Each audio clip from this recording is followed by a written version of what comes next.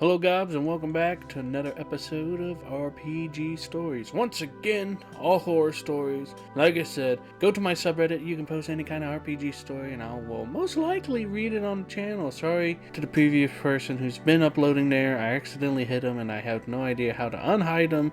So sorry if I haven't read them, and I'm pretty sure those were posted forever ago, so go post a new story, everybody. Like I said, it could be horror, it could be funny, it could be MMOs, it could be regular TTRPG, it could even be an RPG if you somehow have a horror story about a single player RPG. Yeah, go ahead and throw it on there. I don't care. Just any kind of story you want. So make sure you check out my subreddit and other social media in the description. We're going on the subreddit, reading stories, giving my input on it, whether it's good or bad. That's up to you. And these stories may or may not be real, but they still make good stories to give advice on. So I'll leave that up to you guys, and let's just get into reading these stories for today.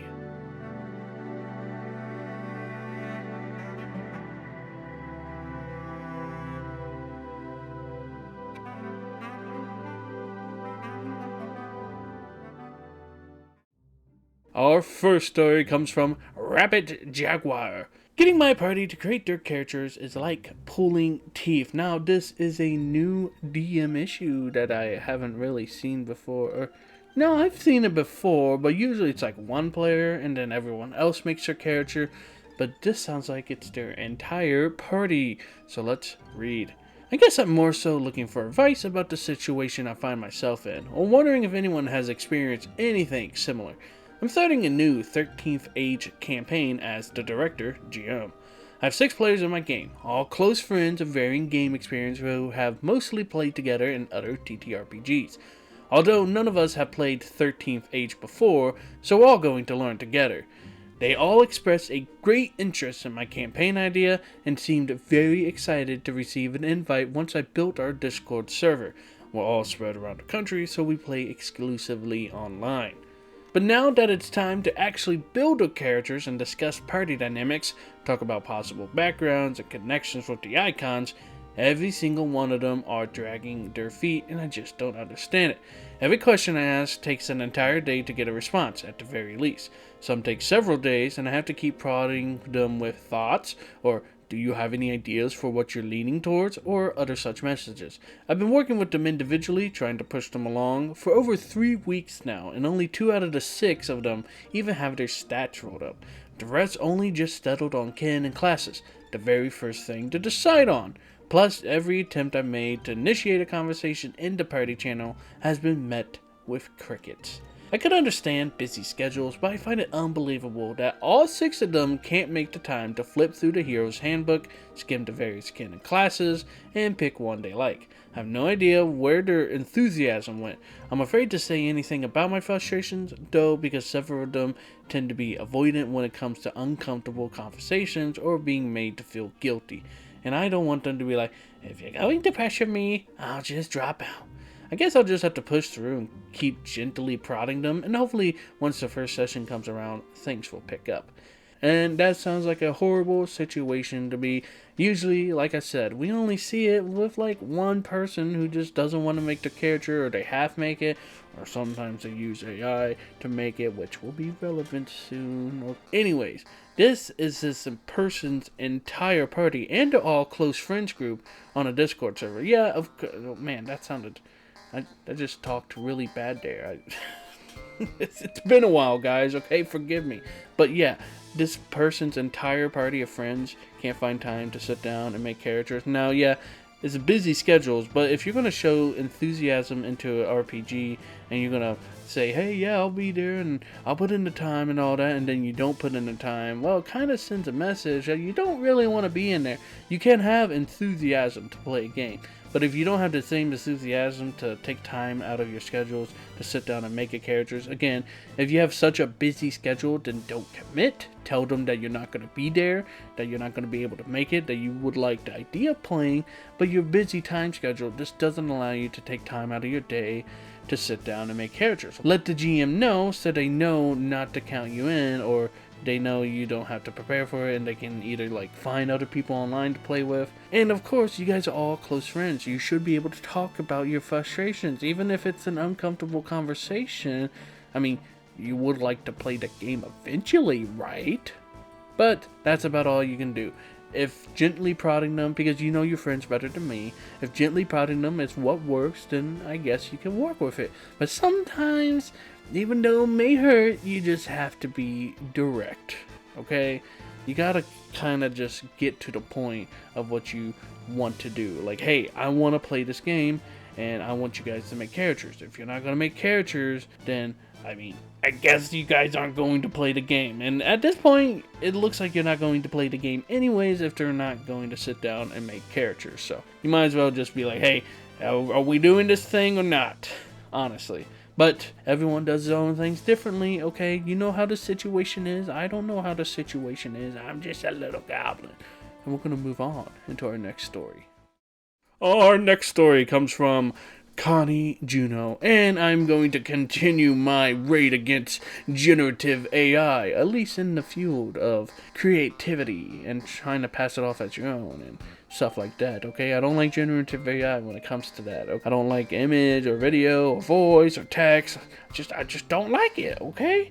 Especially in something that, you know, TTRPGs, where you're supposed to make characters, make stories out of your own two hands, okay? Go check out my goblin rants on it. Anyways, player generates AI character with zero shame and awareness. There's probably a million stories like this in the subreddit, unfortunately, but I decided I'd talk about it because this was my first experience with it. Go ahead, keep letting it rip. Keep letting people know that using generative AI, if it's your campaign and you're okay with using that, okay, then more power to you.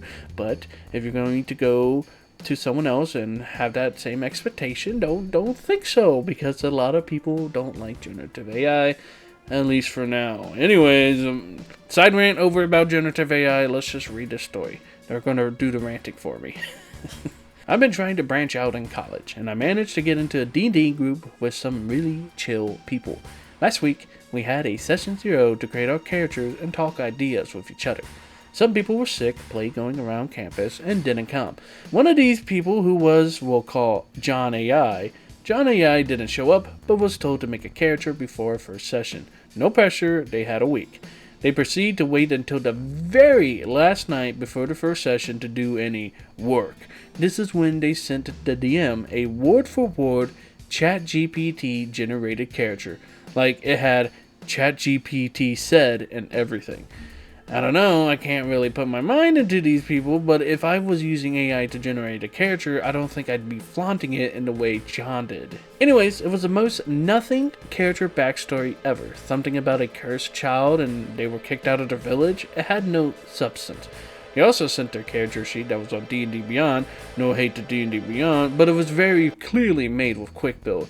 Like, if you're going to use AI for your character, at least put some effort into building them. These people could not do anything themselves. It's honestly very insulting, because I spend hours crafting my characters, and losers like these just plug some prompts into AI and get some BS. I guess I shouldn't take it personally. The DM was very kind and patient with John and told him to try again and write their own backstory, and they just said no and left. At least there was no fighting and they owned up to it. Like, honestly, I'm just shocked at the audacity. Grown but adults, by the way, can't do anything by themselves. How to use AI and refuse an alternative. These people are just crazy to me. Besides what I just complained about, we all had a very fun first session without that loser, where we busted an illegal bird poaching ring that had nothing to do with the main story. It was hilarious and we were all cracking up. I'm sure it would have been less enjoyable with John AI, so there's a happy ending here. And I am glad that there's not much to say. Yeah, if you're going to use generative AI, at least in its current state, to build your backstory, a lot of it's probably going to be bland and overused, because I don't know if you guys noticed, but right now generative AI pulls from other people, other sources.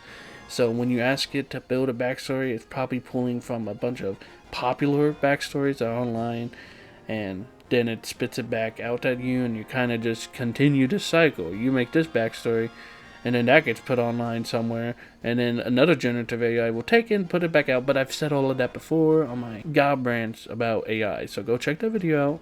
Now, without regurgitating everything that the OP said, I'm not going to be that mean about it.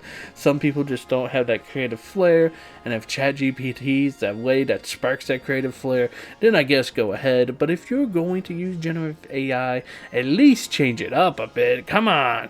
At least put something into it. Don't use it word for word. It's kind of like using an essay to write, I guess, with ChatGPT. I guess if that's what people do, I don't really know.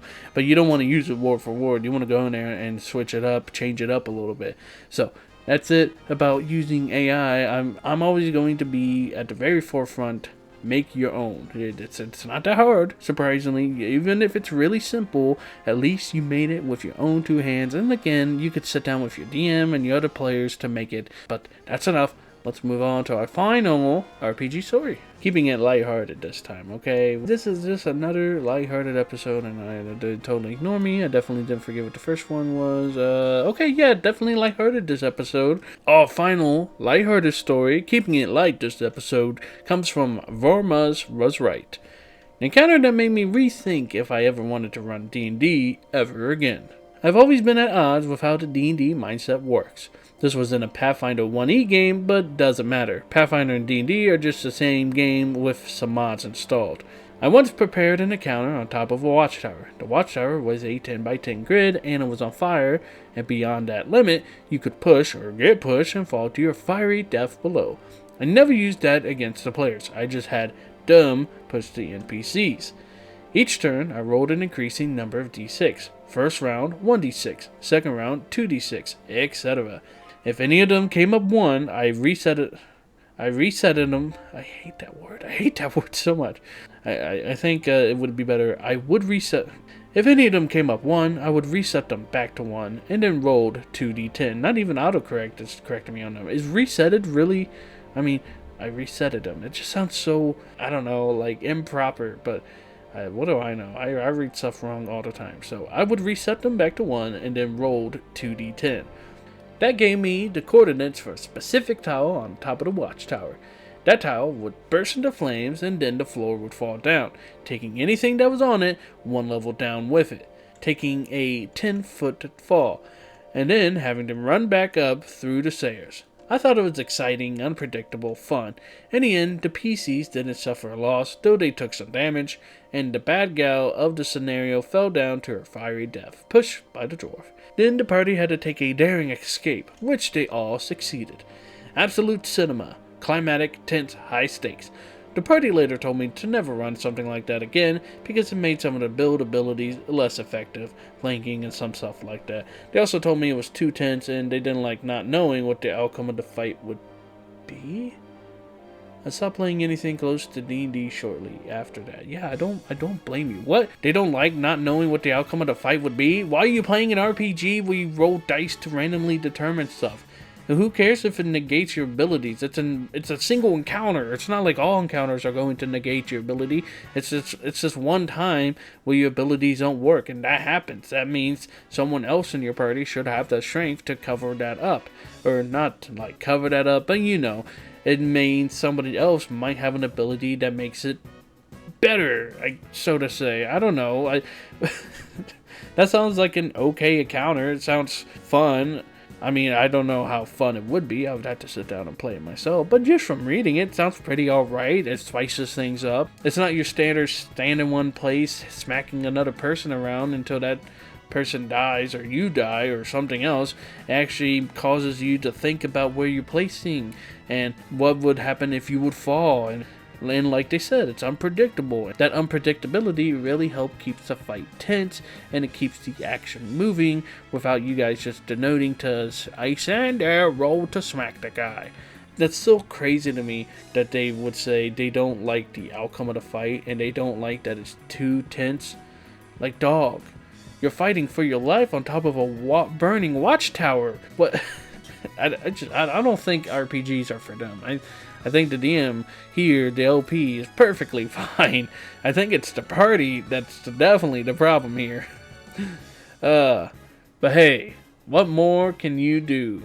I guess in this, they would, I don't know, if they don't like the way you're DMing, I guess you would just have to find a new group that would actually appreciate your DMing. So if it doesn't work out with one group, try again. Even if it's your friends, I mean, you can always try to look online. But I would understand perfectly why they wouldn't want to try to run D&D again. But, you know, all I'm saying is there's other groups out there, and you might find the one eventually. So don't give up. And with that, that concludes our final story. See, not even I can talk good. And, you know, that's why I don't usually rag on the writing too much.